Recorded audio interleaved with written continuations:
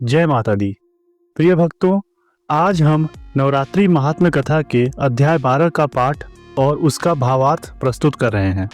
इस अध्याय में बताया गया है कि कैसे माँ भगवती अपने भक्तों के संकट हरती हैं और उन्हें विजय एवं सुख समृद्धि का आशीर्वाद देती हैं।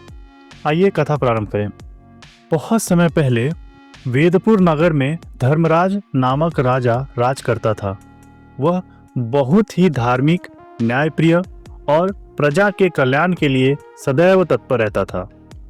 राजा हर वर्ष नवरात्रि का व्रत करता था और माँ भगवती की विशेष पूजा अर्चना करता था। लेकिन राजा का एक मंत्री क्रूरसेन माँ भगवती का विरोधी था। वह राजा से कहता, महाराज, शक्ति शस्त्रों से मिलती है, देवी की पूजा से नहीं। राजा धर्मराज ने उत्तर दिया, माँ भगवती ही समस्त संसार की शक्ति का स्रोत हैं। उनकी कृपा के बिना कोई भी शस्त्र प्रभावी नहीं होता। क्रूरसेन ने राजा को इस मार्ग से हटाने का षड्यंत्र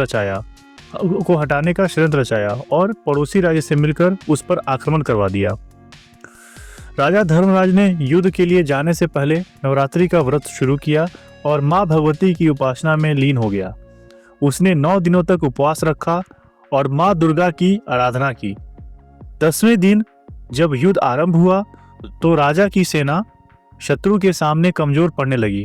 तभी आकाश से देवी दुर्गा का तेजस्वी स्वर गूंजा, हे भक्त, चिंता मत करो, मैं तुम्हारी रक्षा करूंगी।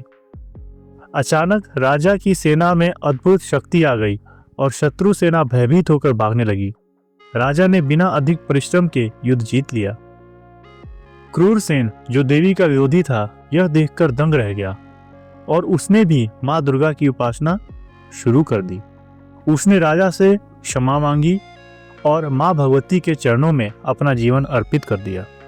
इस कथा से हमें यह संदेश मिलता है कि जो सच्चे मन से माँ दुर्गा की उपासना करता है, उसे हर संकट में सहायता मिलती है। नवरात्रि व्रत करने से व्यक्ति को आत्मिक और भौतिक सफलता प्राप्त होती है। अधर्म और अहंकार का अंत निश्चित है और सच्चे भक्त को माँ की कृपा से विजय प्राप्त होती है। माँ भगवती की भक्ति करने से जीवन में सुख, शांति और समृद्धि आती है। अगर आपको यह नवरात्रि महात्म्य कथा अच्छी लगी हो तो वीडियो को लाइक करें, शेयर करें और चैनल को सब्सक्राइब करें। आपका एक शेयर और कमेंट माँ भगवती की महिमा को और आगे बढ़ाने में सहायक होगा। जय माता दी।